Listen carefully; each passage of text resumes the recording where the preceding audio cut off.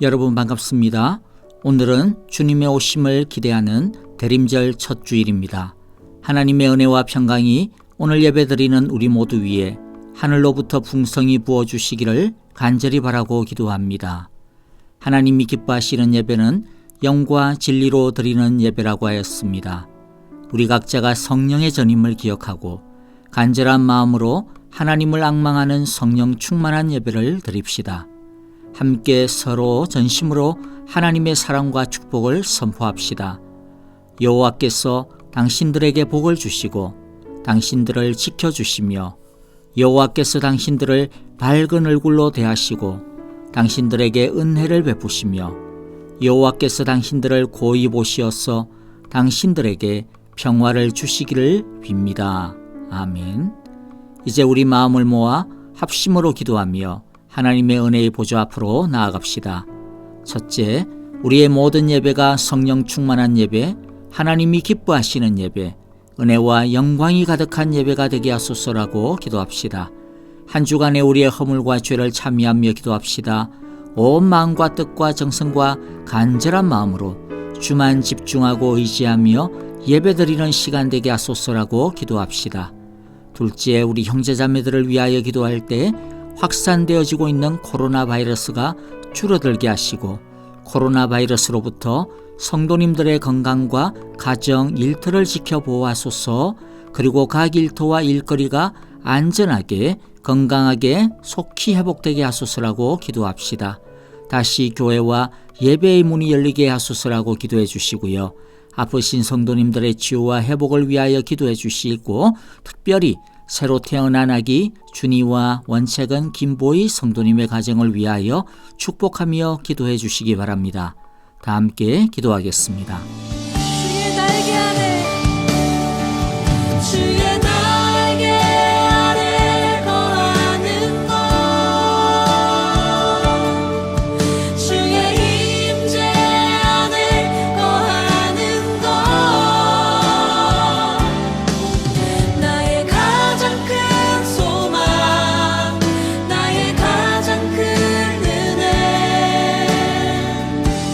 주와 함께 동행하느니 주의 날개 아래 거하는 것 주의 임재 안에 거하는 것 나의 가장 큰 소망 나의 가장 큰 은혜 주와 함께 동행하느니 나의 가장 큰 소망 나의 가장 큰 은혜 주와 함께 동행하느니 이제 우리 함께 기도합니다. 하나님 아버지 사랑합니다. 오늘은 예수님께서 우리의 구원자로 우리의 위로자로 오심을 감사드리며 또 이 세상을 앞으로 심판하시고 새롭게 하실 주님으로 오실 것을 기대하는 대림절의 첫 주일입니다. 예배드리는 우리를 주님이 주시는 소망과 하늘의 평화로 가득 채워 주시옵소서. 메시아를 고대하고 기다렸던 성도들처럼 오늘 우리 모두도 하나님을 갈망하는 간절함과 열정으로 예배하게 하시고 소망하는 우리에게는 하나님의 사랑의 불씨를 소망의 단비를 흡족히 내려 주시옵소서. 맹렬한 기세로 번지고 있는 코로나 사태를 주의 천사들을 보내시어 막아주시고 이 땅의 모든 사람들이 좀 더 서로를 배려하고 보호해 주려고 하는 책임감 있는 마음과 자세로 잘 예방하고 해결할 수 있게 하여 주시옵소서. 주님, 우리 사랑의 교회, 사랑의 모든 식구들의 가정과 일터를 코로나로부터 보호하시고 손해당하지 않도록 지켜주시기를 원합니다. 경제적으로도 힘든 가정들도 있습니다. 속히 건강하고 안전하게 일상과 일터들이 회복되어질 수 있도록 자비를 베풀어 주시옵소서. 오늘도 귀한 예물로 주님 앞에 아름다운 헌금을 드리는 모든 손길과 또 마음의 소원과 기도의 제목들을 살펴주시고 기억하여 주셔서 주님의 선한 응답의 은혜를 이루어 주시옵소서. 특별히 우리 사랑의 교회에 지난주 새 생명의 귀한 아기 준이를 허락하여 주심을 감사합니다. 건강하게 태어나게 하시고 산모인 김보희 자매를 건강하게 지켜주심을 감사합니다. 하나님께서 준이의 생명과 삶의 주관자이시며 통치자이시오니 그의 키와 마음과 지혜와 영혼이 건강하게 자라게 하시고 또 하나님의 기쁨이 되는 아기가 되게 하여 주옵소서. 이 귀한 가정을 주의 은혜의 날개로 덮어 주시옵소서. 하나님, 이제 예배의 시작입니다. 마치는 시간까지 온라인으로 예배를 드리지만은 마음과 환경들이 흐트러지지 않게 하시고 어디에서 예배를 드리든지 살아계신 하나님 앞에서 경배와 사랑을 드리는 살아있는 예배, 영과 진리로 드리는 예배, 주의 능력이 살아 역사하는 예배, 은혜가 풍성한 예배가 되게 하여 주시옵소서. 세계 곳곳에 흩어져 있는 우리의 귀한 선교지와 선교사님들에게도 때를 따라 채워주시는 주의 은혜와 능력을 공급하여 주옵소서. 예수님의 이름으로 기도하옵나이다. 아멘.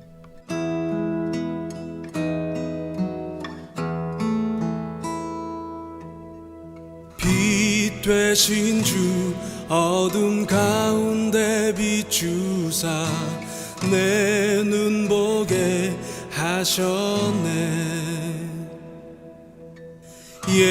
예배하는 선한 마음 주시고 참 소망이 되셨네.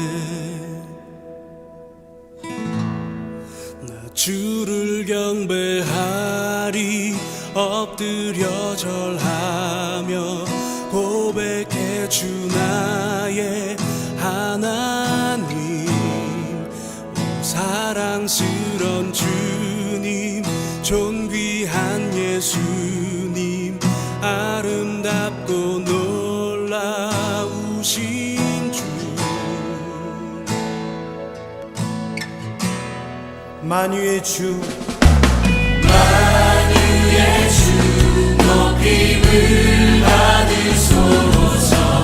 영광 중에 계신 주 겸손하게 낮고 천한 이 땅에 사랑으로 오신 주.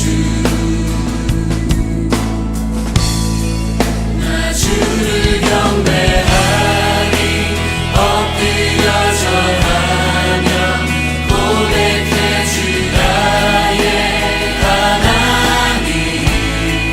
오 사랑스런 주님 존귀한 예수님 아름답고 놀라우신 주. 나 주를 경배하리 엎드려 절하며 고백해 주 나의 하나님. 오 사랑스런 주님 존귀한 예수님 아름답고 놀라우신 주. 알 수 없네 주의 은혜 내 죄 위한 주 십자가. 알 수 없네 주의 은혜 내 죄 위한 주 십자가. 알 수 없네 주의 은혜 내 죄 위한 주 십자가. 알 수 없네 주의 은혜 내 죄 위한 주 십자가.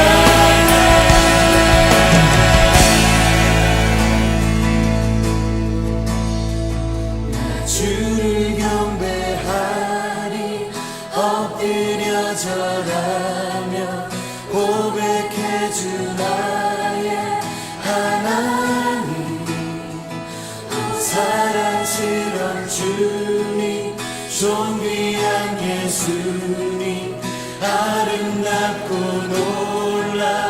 놀라우신 주 나 주를 경배하리 엎드려 절하며 고백해 줄 나의 하나님 오 사랑스런 주님 존귀한 예수님 아름답고 놀라우신 주 주를 경배하리 엎드려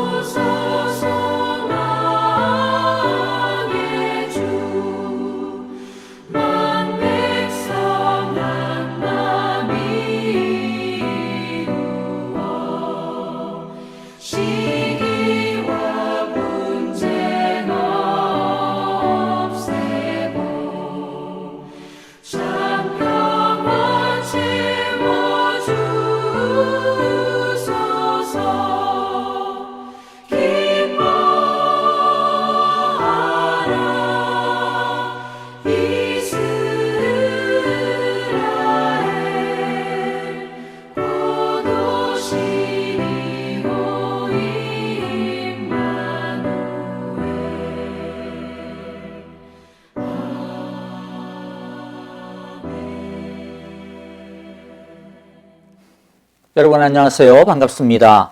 한 주간도 평안하셨는지요? 우리 먼저 공동체 소식 몇 가지 나누면서 오늘 시작하겠습니다. 오늘까지 비대면 예배로 드려질 계획입니다. 다음 주 주일부터 어떻게 될런지 이번 주에 발표되어질 주정부의 지침을 고려하여서 금요일 정도에 결정했어요. 각 카톡을 통하여서. 그리고 온라인 새벽 예배를 통하여서 여러분들에게 공지해 드리도록 하겠습니다. 많은 기도 부탁을 드립니다. 지난주에 귀한 경사가 있었습니다. 원책은 김보희 성도님의 가정에 둘째가 태어났는데요. 이름은 준이라고 합니다. 출산하시느라 우리 보희자매님 너무 수고하셨고요. 또 우리 귀한 준이를 통해서 하나님께서 이 가정에 하나님의 더 크시고 풍성한 축복과 은혜를 채워주시기를 바라고 기도합니다. 그리고 한 가지 더 소식은요. 생명의 삶 12호로 큐티책이 교회에 도착해 있습니다. 현관 앞에 두겠습니다. 해당되시는 분들은 교회에 오셔서 픽업을 해가시면 되겠습니다. 그리고 다른 교회 소식은 주보를 참조해 주시기를 바랍니다. 이제 우리 함께 하나님의 말씀을 같이 보도록 하겠습니다. 오늘 말씀은 다니엘서 6장 3절부터 10절까지의 말씀인데요. 한 절씩 저와 여러분들 교독하도록 하겠습니다. 3절을 제가 먼저 읽습니다. 다니엘이 다른 정승들이나 지방 장관들보다 더 우수하였으므로 왕이 그를 나라의 통치자로 임명하고자 하였다. 그러자 다른 정승들과 지방 장관들이 다니엘이 나라 일을 잘못 처리한 것을 찾아내려고 하였다. 그러나 그들은 그에게서 아무런 실책이나 허물을 발견하지 못하였다. 다니엘이 임무에 충실하여 아무런 실책이나 허물이 없었기 때문이다. 그래서 그들은 서로 말하였다. 다니엘이라고 하는 자는 그가 믿는 신의 법을 문제 삼지 않고는 고발할 근거를 찾을 수가 없다. 그리하여 총리들과 방백들은 왕에게로 나아가서 아뢰었다. 다리우스 임금님, 만수무강하시기를 빕니다. 이 나라 정승들과 대신들과 지방장관들과 고문관들과 총독들이 모두 언론한 바가 있습니다. 임금님이 법을 한 가지 만드셔서 금령으로 내려주시도록 요청하기로 하였습니다. 그 법은 앞으로 30일 동안 임금님 말고 다른 신이나 사람에게 무엇을 강구하는 사람은 누구든지 사자굴에 집어넣기로 한다는 것입니다. 바라옵기는 임금님이 이제 금령을 세우시고 그 문서에 임금님의 도장을 찍으셔서 메대와 페르시아에 고치지 못하는 법을 따라서 그것을 다시 고치지 못하게 하시기를 바랍니다. 그리하여 다리우스 왕은 금령의 문서에 왕의 도장을 찍었다. 다니엘은 왕이 금령의 문서에 도장을 찍은 것을 알고도 자기의 집으로 돌아가서 다락방으로 올라갔다. 그 다락방은 예루살렘 쪽으로 창문이 나 있었다. 그는 늘 하듯이 하루에 3번씩 그의 하나님께 무릎을 꿇고 기도하며 감사를 드렸다. 아멘. 자, 오늘부터 우리 교회에 있어서 가장 뜻깊은 절기이죠. 성탄절 시즌, 또 그 전에를 이제 우리가 흔히 대림절 또는 대강절이라고 부르는데 그러한 절기가 시작이 됩니다. 대림절이란 오신 예수님을 경축하고 또 앞으로 오실 예수님을 사모하는 절기입니다. 팬데믹으로 인해 가지고 예전과 같은 그런 분위기는 아니겠지만은 오히려 하지만 이렇게 어수선하고 어려운 시기이기 때문에 평화의 왕으로 오신 예수님 또 우리와 함께 하시기 위해서 우리 가운데 오시고 또 우리와 함께 살아가 주시는 임마누엘 예수님을 더 깊이 묵상하고 또 주님이 주시는 평화를 더 크게 기대할 수 있는 그러한 시간들이 되지 않을까 생각이 듭니다. 대림절에 있어서 가장 중요한 그림은요, 어두움을 밝히는 빛입니다. 그래서 초가 많이 등장하죠. 예수님이 오셔서 세상의 악을 물리치시고 어두움을 밝히시고 상한 곳을 싸매어 주시기를 바라는 그러한 소망의 표현입니다. 그래서 대림절을 맞이하는 성도의 기본적인 마음은 아마도 약간은 비장함 이런 것들이 먼저 있지 않을까 싶습니다. 현실의 어두움이 깊으면 깊을수록 이 땅의 악과 무질서가 크면 클수록 삶의 궁핍함과 어려움이 공고함이 짙으면 짙을수록 예수님의 오심을 기다리며 밝히는 성도들의 촛불은 더 간절함으로 인해 가지고 더욱 진하게 타오르게 되어질 것입니다. 대림절을 좀 더 이해를 하려면 나라를 빼앗기고 식민지의 백성으로 그리고 또 포로로 끌려간 곳에서 하나님께서 보내주실 메시아를 기다리며 그 메시아가 자신들을 해방시키시고 또 승리를 가져다 주실 것을 소망하는 그러한 어떤 사람들의 마음, 유다 백성들을 떠올려 보시면 많은 도움이 될 것 같아요. 그리고 우리나라로 보자면 옛날에 대한 독립을 염원했던 만주벌판을 다녔던 독립군이라든지 아니면 징용으로 또 위안부로 끌려가서 하루하루를 버티며 살아갔던 우리 선조들의 그 갈망을 한번 떠올려 보시면 도움이 되실 거라고 생각이 됩니다. 그들의 그 갈망, 간절함, 그것이 바로 대림절을 맞이하는 첫 번째 느낌인 것이죠. 물론 우리들의 대림절은 그런 비장함만이 있는 것은 아닙니다. 왜냐하면 우리에게는 이미 메시아가 오셨기 때문입니다. 예수님은 단순히 안 오신 분이 아니라 이미 오신 분이기 때문에 우리의 대림절은 그 예수님의 오심으로 인한 성취, 그것으로 인한 기쁨이 있고 감사가 있고 축제가 있죠. 그래서 성탄절날 우리는 크게 기뻐해야 합니다. 하지만 우리도 예수님께서 다시 오실 것을 또한 기다리고 있죠. 그가 오셔서 이 세상을 심판하시고 모든 악을 청소하시고 우리의 눈물과 연약함을 닦아주실 그때를 우리는 또 기다리고 있습니다. 그래서 우리의 대림절은 이미 오신 예수님에 대한 기쁨과 감사, 축제, 그리고 또 더불어서 아직 오시지 않은 오실 예수님을 기다리는 갈망이 함께 공존하는 절기인 것입니다. 오늘은 오실 메시아 그리고 하나님께서 주실 회복을 기다렸던 한 사람, 이 다니엘이라고 하는 사람을 통해서 대림절과 성탄절을 맞이하는 우리의 신앙과 삶을 준비하고 점검하는 귀한 은혜가 있기를 바랍니다. 오늘 먼저 보면 하나님은 다니엘을 새로운 나라에서도 여전히 신임을 얻게 하시고 최고의 자리에 오르게 하십니다. 이때 아마 다니엘의 나이가 거의 80이 되었을 거예요. 아마 그 이상이었을 겁니다. 하지만 그의 많은 나이가 문제가 되지 않을 정도로 그의 지혜는 새로운 제국의 통치자마저도 완전히 사로잡았습니다. 그런데 다른 신하들은 이런 다니엘을 곱게 보지 않았던 것 같아요. 아무래도 나이도 많은 사람이니까 자기 앞길을 갖다가 가로막는다라고 생각을 했을 수도 있고, 게다가 다니엘은 비록 원래 신분이 유다에서 끌려온 포로이기는 하지만은 그러나 그는 이때까지 어디에서 일했어요? 바벨론이라고 하는 그 나라였죠. 그래서 메데, 페르시아의 적국이었지 않습니까? 그 나라의 최고위층 출신의 사람이거든요. 그러니까 이 정통 메데, 페르시아 출신의 사람들, 이 관리들의 입장에서 본다면 이 다니엘이 총리 중에서도 그 중에서도 또 제일 높은 사람으로 임금이 중용하는 것에 대해서 영 못마땅했을 것입니다. 그런데 못마땅해도 왕에게 대해서 이렇게 불평을 할 수는 없으니까 결국에는 그 화살이 다니엘을 향할 수밖에 없게 됐죠. 하지만 그들이 다니엘의 허물을 아무리 찾으려고 애를 써도 찾을 수가 없었습니다. 도무지 인간이라면 어떻게 이렇게 틀틀 털어도 먼지 하나가 나지 않을 수 있을까 싶을 정도로 다니엘은 이 세상 사람의 이 수준을 확 뛰어넘는 사람이었습니다. 이것은 어쩌면 그가 그만큼 야망이 없었다라고 하는 증거이죠. 정치적인 야망이 있었다면 뭔가 패거리를 짓는다든지 어떤 꼼수가 있긴 마련인데 그런 것이 전혀 없었다라는 것은 다니엘은 높은 자리를 유지할 마음조차도 어쩌면 없었고 또 자신의 권력을 더 강화하려고 하는 욕망도 없었다라고 하는 뜻입니다. 사실 권력과 힘이라고 하는 속성이 어떤 것입니까?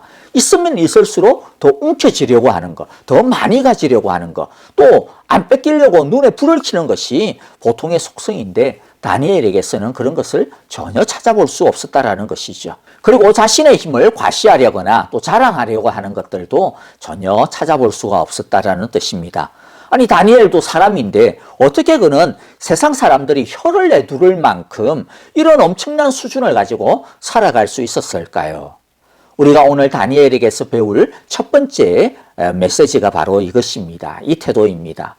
예수님의 오심을 기다리는 사람은 탁월한 수준의 사람이어야 한다라는 것이죠. 아니 사람이게 된다라는 겁니다. 왜냐하면 우리는 세상을 비추는 빛이고 그 예수님의 빛을 받아서 살아가는 사람이며 그 빛을 갈망하며 사는 사람들이기 때문입니다.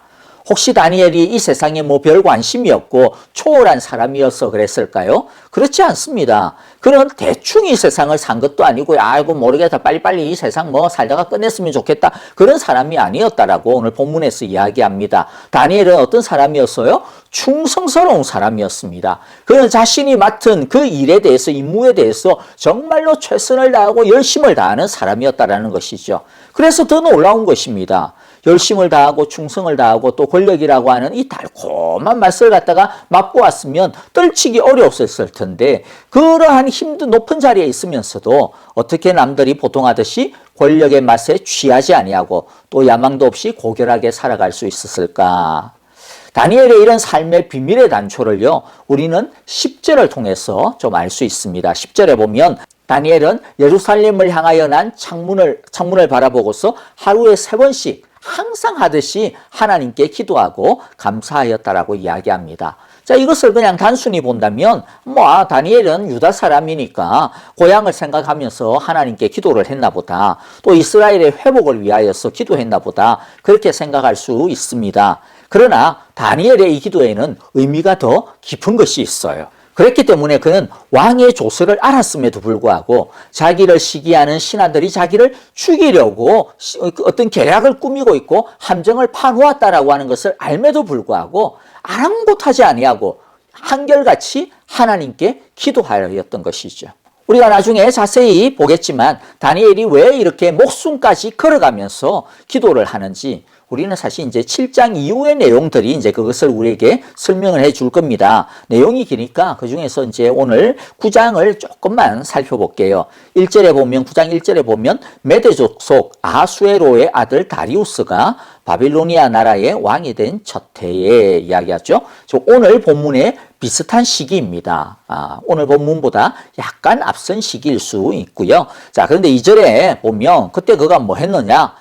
그가 통치한 첫 해에 나 다니엘은 거룩한 책들을 공부하면서 여호와께서 예레미야 예언자에게 하신 말씀, 곧 예루살렘이 70년 동안 황폐한 상태로 있을 것을 생각하여 보았다. 그렇게 말씀합니다.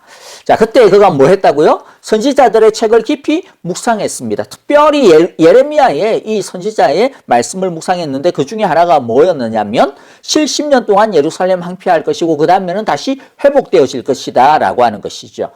다니엘은 이 말씀의 의미를 알고 싶어서 열심히 기도합니다.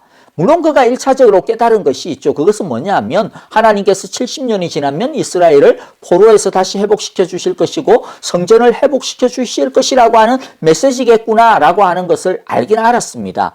그러나 다니엘은 이 말씀을 묵상하면 묵상할수록 그가 더 깊이 생각하는 게 뭐냐면 이게 말씀이 전부가 아닌 것 같다. 단순하게 그냥 이스라엘이 회복되어지는 것이 전부가 아닌 것 같다. 거기에는 더 깊은 의미가 있는 것 같다. 그래서 이 다니엘은 하나님 이 깊은 의미를 알게 해주십시오라고 더 열심히 기도했던 것이죠.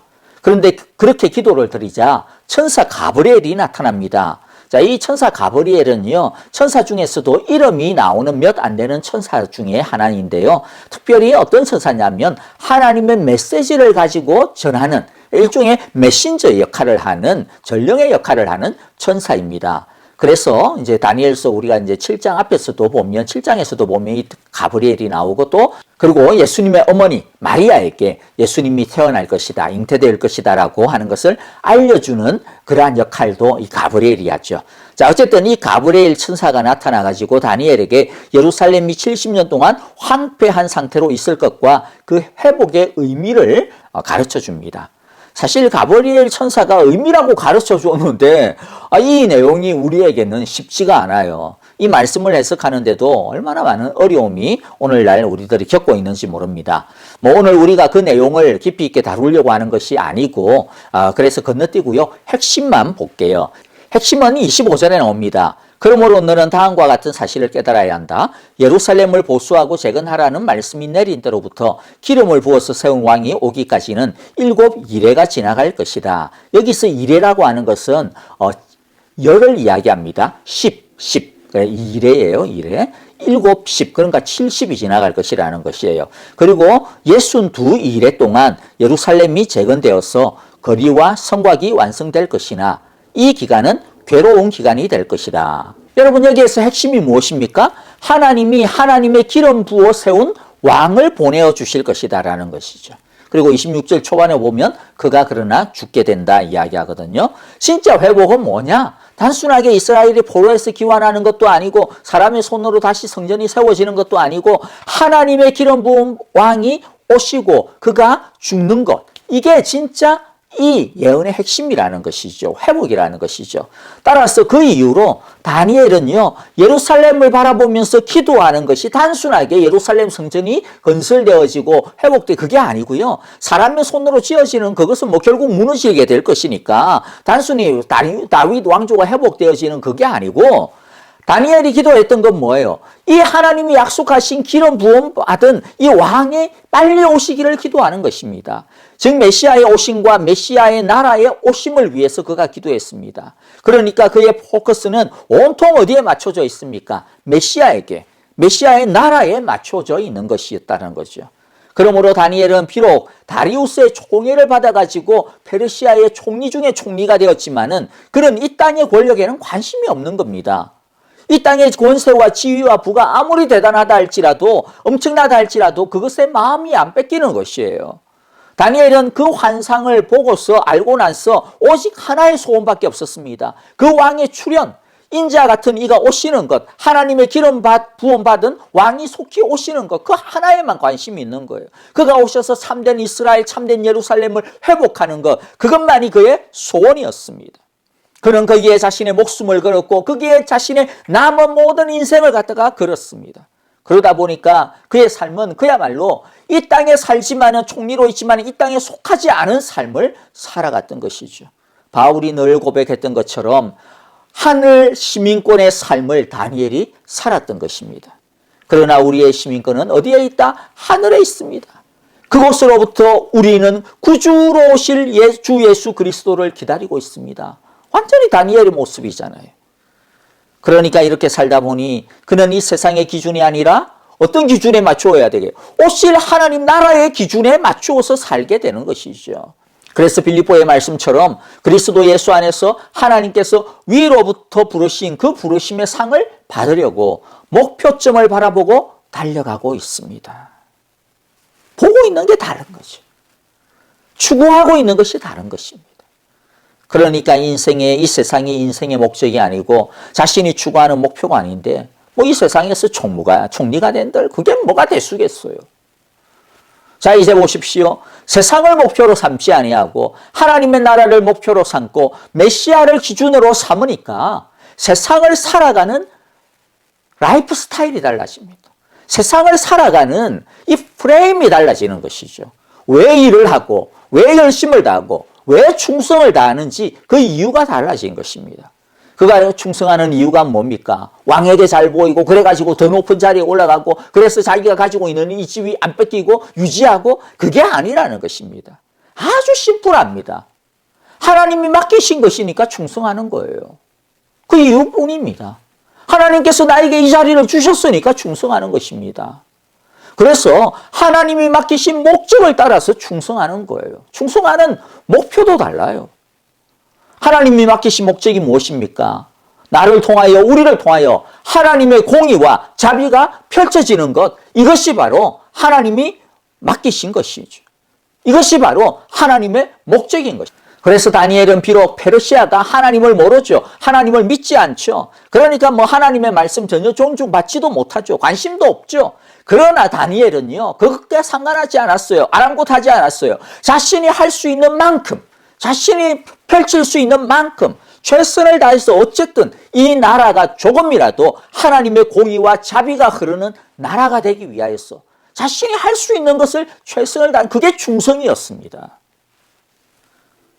우리가 이 세상에서 열심을 다하고 충성을 하는 이유가 무엇입니까?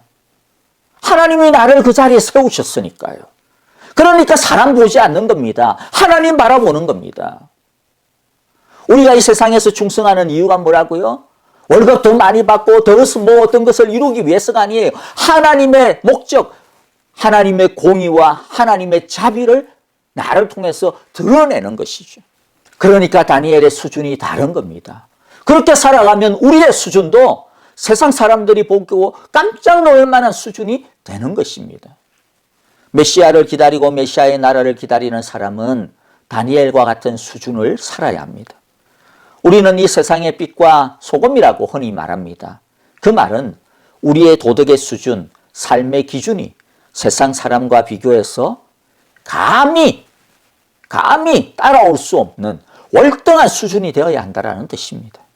열심과 충성도 다른 사람이 볼 때 와, 나는 뭐 저 사람에 비하면 게임이 안 되는구나, 이거 뭐 상대가 안 되는구나.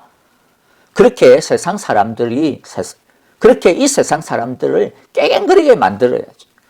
쌈 싸먹을 정도가 되어야 된다는 것이죠.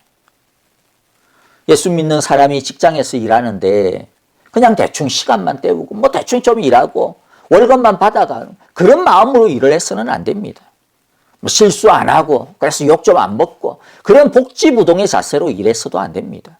뭐 또 그렇다고 해서 또 너무 건강이라든지 뭐 또 가정을 갖다 내팽개치고 뭐 그렇게 하는 것은요, 그건 충성이 아니고 그건 자살 행위입니다. 그러면 안 되고요.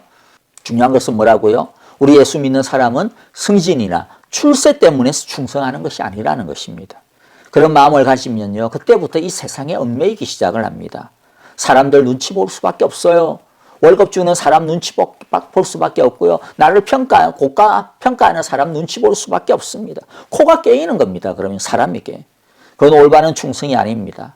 그런 것 없어도 열심을 다하는 것이죠. 우리가 진짜 충성하는 이유가 무엇이라고요? 바로 기름 부음 받은 왕, 그 예수님 때문입니다. 그분이 우리에게 오실 것이고 우리가 그분 앞에 설 것을 알기 때문에 우리가 진짜 충성해야 하는 나라는 하나님의 나라라는 것을 잊지 말아야 합니다. 그러면 우리는 이 세상에서 자유로울 수가 있습니다. 그러면서도 어떨 수가 있어요? 세상 사람들과는 감히 비교할 수 없는 수준이 될 수가 있는 것이죠. 다시 강조합니다. 예수님의 오심을 기다리는 우리는 세상 사람들을 압도하는 수준을 가진 빛의 사람들임을 우리 모두 기억합시다. 그러려면 우리 어떻게 해야 됩니까? 참 어렵잖아요. 어떻게 해야 된다고요? 오실 기름 부음 받은 왕, 예수님의 나라를 다니엘처럼 바라보면서. 다니엘 어떻게 했어요? 죽으면 죽으리라 이렇게 하고 사생결단을 하고 그렇게 해야 이 수준이 되는 거예요. 적당히 예수 하고 그래가지고는 이 수준에 못 미치게 그게 안 됩니다. 그래서 두 번째 오늘 메시지가 무엇이냐면요. 사탄은 하나님을 바라보는 사람 앞에 언제나 바라보지 못하도록 적당히 바라보도록 함정을 파놓아요. 덫을 놓는다라고 하는 사실을 기억해야 합니다.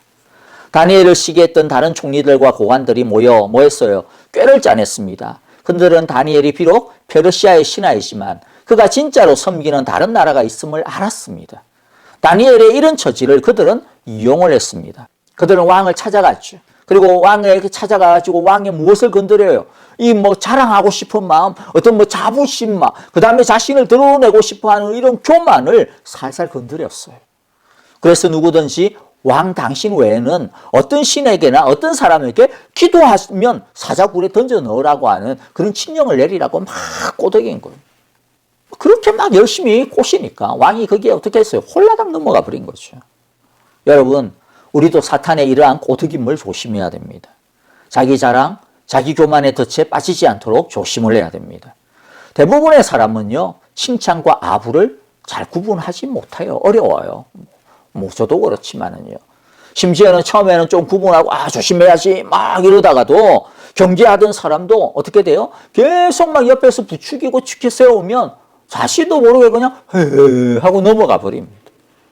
우리의 자존감을 지키는 것은 굉장히 중요한 일이지만은요. 그러나 교만과 자랑을 자존감으로 위장하는 이 위험을 항상 경계해야 합니다.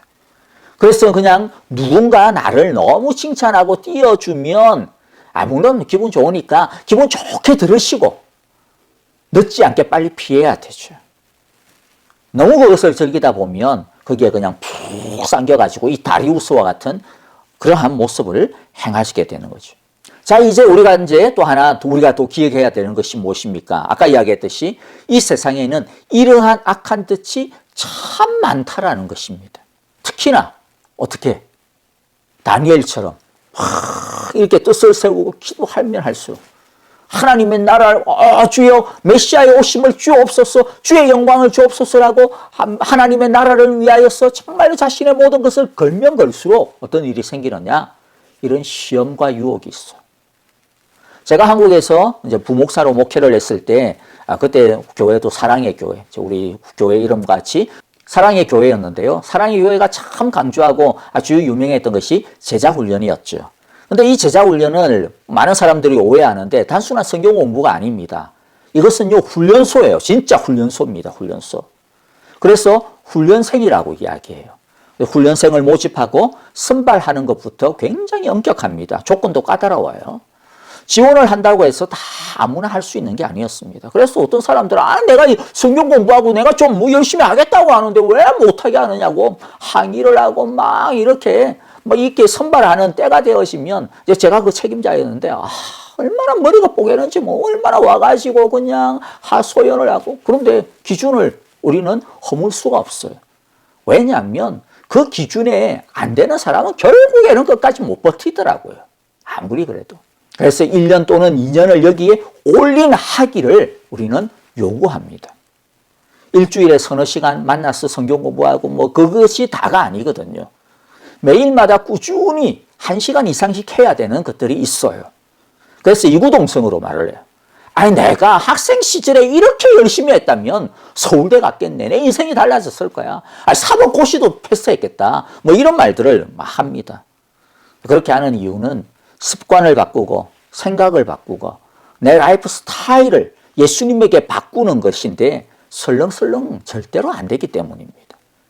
이렇게 열심을 해도 이게 겨우 그냥 진짜 겨우 신발끈 하나 좀 맬까 말까 하는 그 정도밖에 안 되죠. 여러분, 군대에서 민간인으로 된 이 청년들을 군인으로 바꾸기 위해서 얼마나 혹독한 훈련을 해요. 그렇죠? 그런 것들을 생각하시면 됩니다. 그런데 이런 결심을 가지고 시작을 하면 100에 100이면 무엇을 경험하느냐면 공통적으로 일어나는 것이 바로 시험입니다. 사탄의 시험이에요. 참 다양하게 일어나요. 제자훈련생끼리 불화가 생기기도 하고 교역자와 불화가 생기기도 하고 어떤 경우에는 남편이나 가족들이 막 공부하는데 막 와가지고 막 비아냥거리고 비꼬고 또는 아니면 협조 안 하고 이런 일들도 생기고요.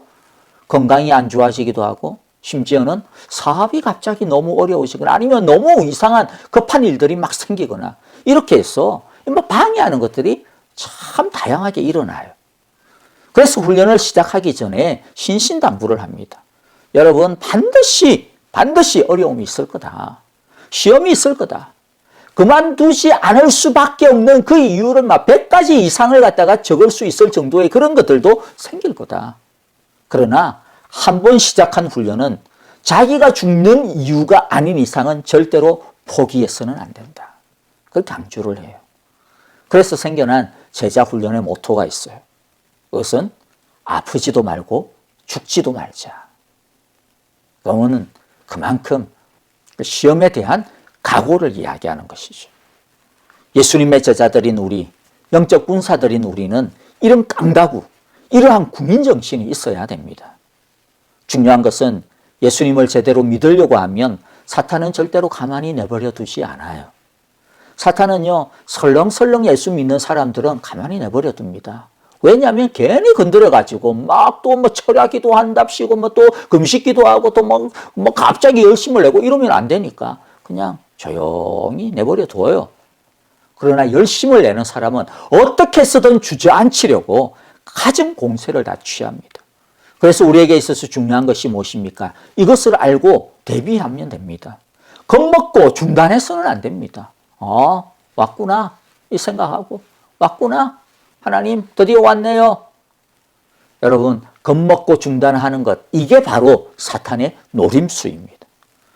다니엘은 시험이 찾아오고 자신이 죽을 수 있다는 것을 알았지만은 하나님과 세운 자신의 결심, 무엇보다도 악한 의도를 가지고 자신을 넘어뜨리려고 하는 이러한 시험의 유혹에 대하여서 물러서지 않았습니다. 시험은 피할 수 있으면 피하는 게 제일 좋습니다. 그런데 어떤 것은 피해서 안 되는 것이 있습니다. 그럴 때는 피하면 안 됩니다. 예수님을 기다리는 것, 예수님의 나라를 갈망하며 살아가는 것, 그것은 피할 수 없는 영적 전쟁의 삶 속에 들어온 것입니다. 그래서 우리는 준비해야 합니다. 그리고 포기할 수 없는 하나님의 가치에 대해서는 물러서지 말고 맞서야 합니다. 물론 어려움이 있을 수 있습니다만은, 그러나 결국에는 피할 길을 주시고 또 피할 수 없다면 감당할 수 있는 힘을 주시는 하나님을 의지해야 합니다. 우리가 감당할 수 없는 시험이란 없다라고 하나님께서 약속하셨습니다. 우리가 가끔 가다가 오해하고 가끔 가다가 이렇게 쓸데없는 생각을 하는 게 뭐냐면, 와, 하나님 나를 갖다가 막 고생시키려고 하는 거 아니야? 하나님 나를 갖다가 막 망하게 하려고 하는 것 아니냐? 이러한 생각을 하게 되어지는데요. 여러분들, 하나님이 왜 그러겠습니까? 도대체 그래야 될 이유가 뭐가 있어요? 생각을 해보십시오.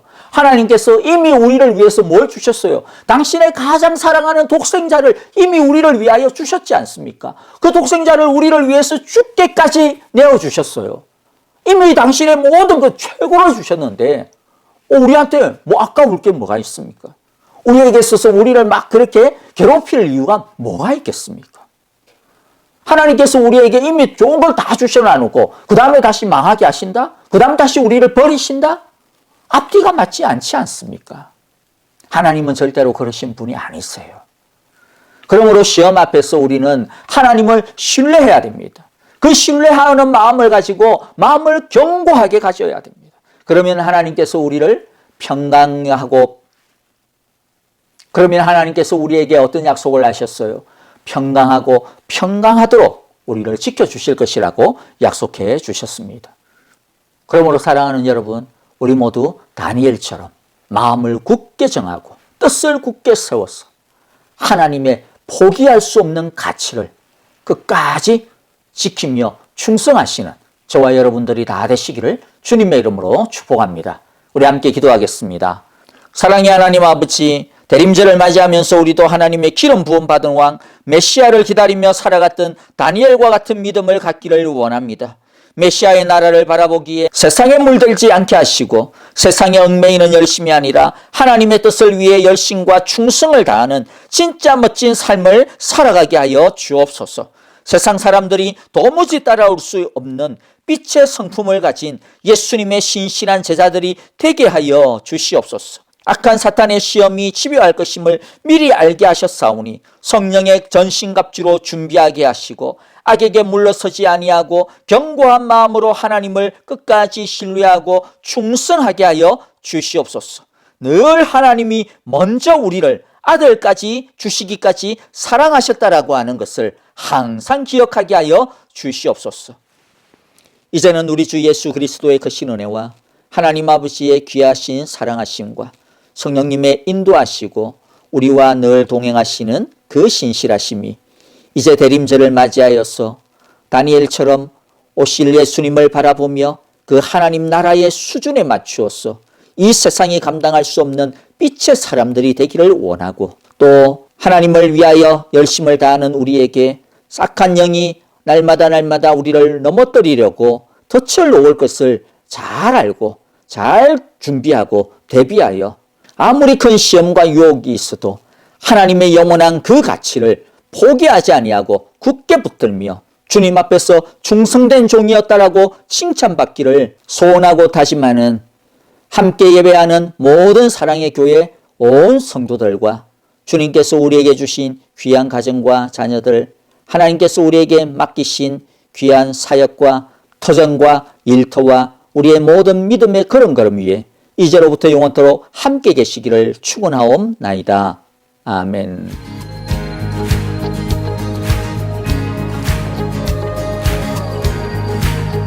우리 믿음으로 선포하며 나갑시다. 예수 열방의 소망, 예수 우리의 위로자, 주는 온 땅의 영원한 소망, 예수 어둠 속의 빛, 예수 변함없는 진리, 주는 온 땅의 빛이